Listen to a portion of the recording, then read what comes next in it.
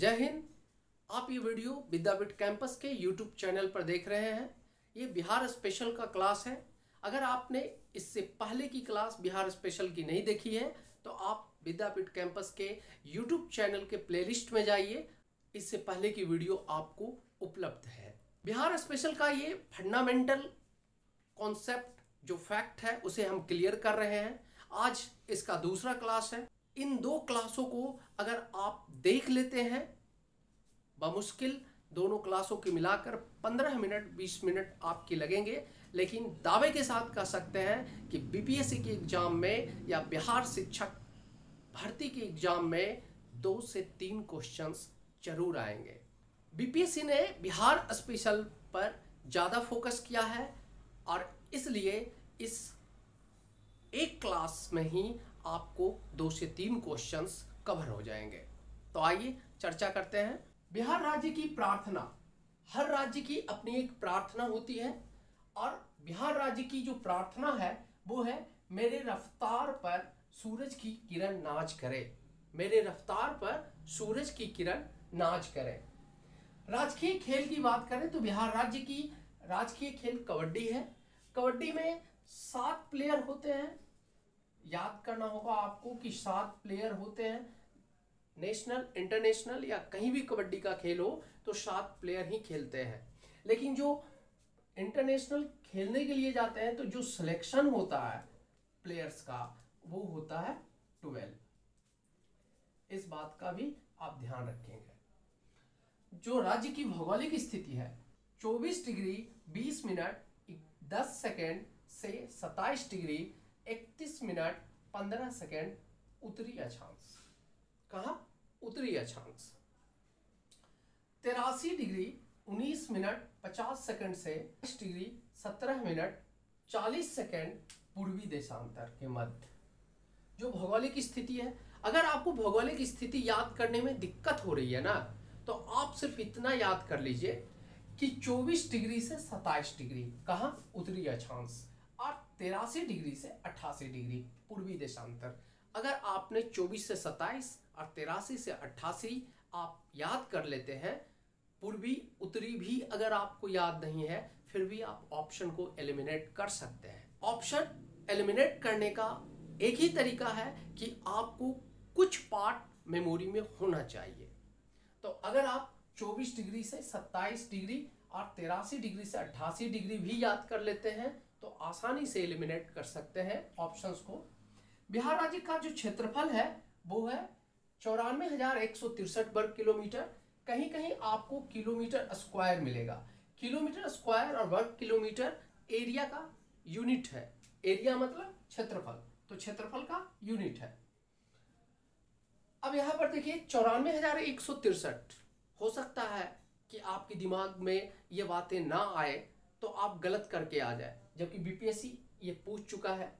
तो यहां पर एक चीज ध्यान में रखेंगे कि 9 और 3 first digit and last digit, पहला अंक और आखिरी अंक के बीच एक रिलेशन है।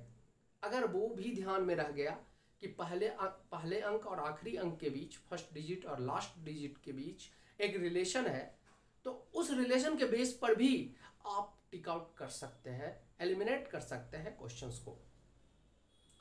क्षेत्रफल की दृष्टि से भारत में 12वां स्थान बिहार का है। बिहार का जो स्थान है क्षेत्रफल की दृष्टि से वो 12वां स्थान है।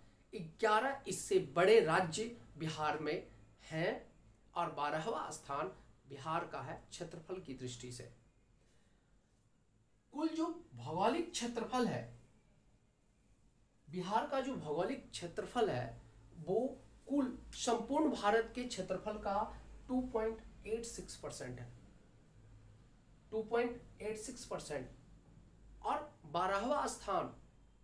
आपको ये भी याद रखना होगा कि ऐसे तो हम जनसंख्या जब पढ़ाएंगे तो आपको बताएंगे कि बिहार का डेंसिटी सबसे ज़्यादा है। सबसे ज़्यादा भारत में अगर कोई डेंसिटी वाला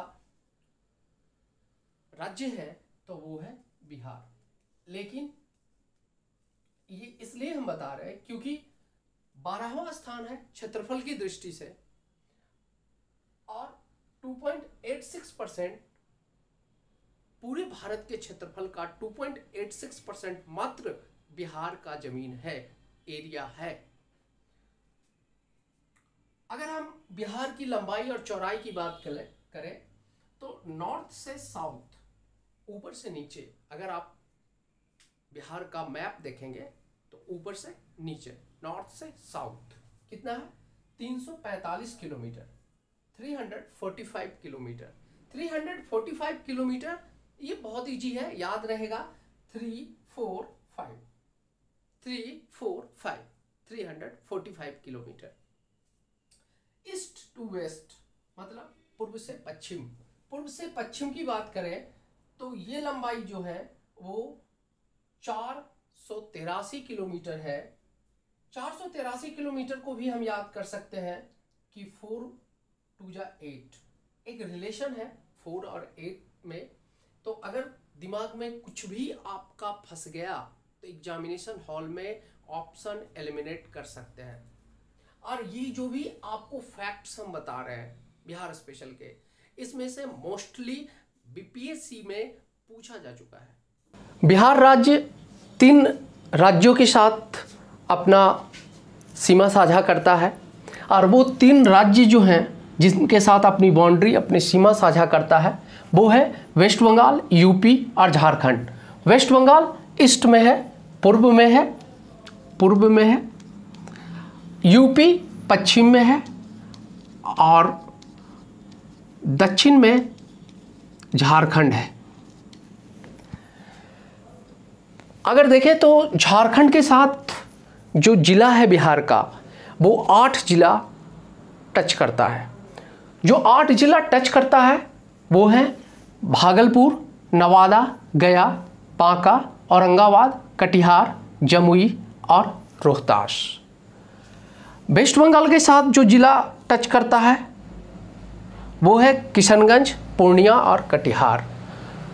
सबसे जो इंटरेस्टिंग बात है वो ये है कि बिहार का एक ऐसा ज़िला है किशनगंज जहाँ चाय की खेती होती है। और किशनगंज में चाय की खेती क्यों होती है? क्योंकि किशनगंज का जो बाउंड्री है वो एक तरफ नेपाल से सटता है नॉर्थ में, और नॉर्थ में ही कुछ दार्जिलिंग वाला पार्ट से टच होता है।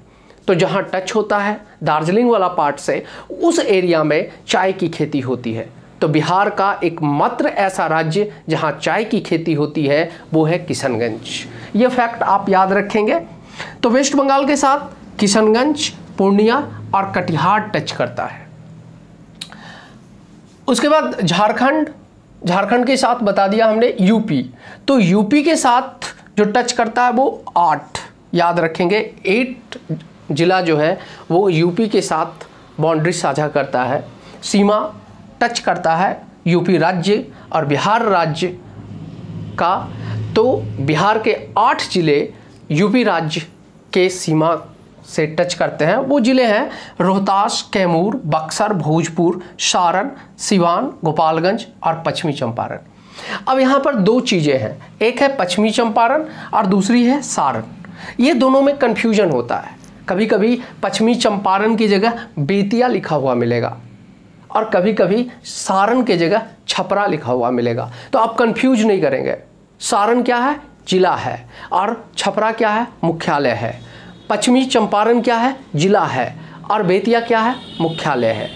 तो ये 2 नामें हैं। दोनों नामों को आपको ध्यान में रखना है। बहुत ऐसे ज़िले हैं जिनका 2 नाम है, जैसे हाजीपुर, वैशाली। तो पूर्वी चंपारण जहाँ अभी विराट रामायण मंदिर बन रहा है, उस पूर्वी चंपारण की हम बात कर रहे हैं, जिसे मोतिहारी मुख्यालय है। तो बहुत सारे ऐसे ज़िले हैं जिनके 2 नाम हैं, मुख्यालय और ज़िला का नाम अलग अलग है। तो आप इससे कंफ्यूज ना हो, उसे ध्यान में रखेंगे। उसके बाद जो इंटरनेशनल सीमा बिहार साझा करता है वो एक और केवल एक देश के साथ, वो उत्तर में, नॉर्थ में नेपाल के साथ साझा करता है। जो नेपाल के साथ बिहार के जिला सीमा टच करता है वो है 7, टोटल है 7। पश्चिमी चंपारण, पूर्वी चंपारण, सीतामढ़ी, मधुबनी, सुपौल, अररिया, किशनगंज। यहाँ पर आपको याद करवा दें कि जो पूर्णिया, किशनगंज, अररिया, ये जो तीनों है, ये तीनों कभी एक ही ज़िला हुआ करता था। किशनगंज तो 1990 में पूर्णिया से अलग हुआ है।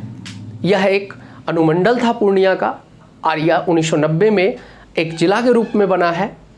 जबकि अररिया, पूर्णिया और किशनगंज एक ही ज़िले थे पहले। तो अगर हम किशनगंज की बात करेंगे, जहाँ साझा कर रहा है नेपाल के साथ सीमा, तो वहाँ अररिया भी है, सुपौल, मधुबनी, सीतामढ़ी, पूर्वी चंपारण, पश्चिमी चंपारण। अब पूर्वी चंपारण, पश्चिमी चंपारण आप जानते हैं, पश्चिमी चंपारण तो बहुत फेमस है। आपको याद होगा गांधी जी का वो पश्चिमी चंपारण का आंदोलन, उसे भी हम पढ़ेंगे आगे जा कर के। जब हम बिहार के इतिहास को पढ़ेंगे तब भी पढ़ेंगे, और जब हम आधुनिक इतिहास को, मॉडर्न हिस्ट्री को पढ़ेंगे तब भी पढ़ेंगे। ऐसे अगर आपको थोड़ा भी बेसिक आइडिया है तो ठीक है, अगर बेसिक आइडिया आपके पास नहीं है तो आप विद्यापीठ कैंपस के प्लेलिस्ट में जाकर कुछ मॉडर्न हिस्ट्री के वीडियोज को देख सकते हैं। उससे आपको एक बेसिक आइडिया मिल जाएगा। एक चीज़ और याद रखेंगे आप कि बीपीएससी ने एक बार पूछा था कि पटना ज़िला से कितने ज़िला अपनी सीमा साझा करते हैं। पटना ज़िला के साथ टोटल 9 ज़िला हैं जो अपना सीमा साझा करता है। पटना ज़िला के साथ 9 ज़िला सीमा साझा करता है। ये पूछा जा चुका है, इसलिए इन बातों को ध्यान में रखेंगे। एक वीडियो और आएगा जिसमें हम फैक्ट पे बात करेंगे। अगर आपने विद्यापीठ कैंपस को सब्सक्राइब नहीं किया है तो सब्सक्राइब कर लें, लाइक कर दें वीडियो को, और अपने दोस्तों के बीच वीडियो को शेयर करें, ताकि आने वाले बीपीएससी के एग्ज़ाम में आपके साथ साथ आपके दोस्तों का भी क्वेश्चन ना छूटे। धन्यवाद।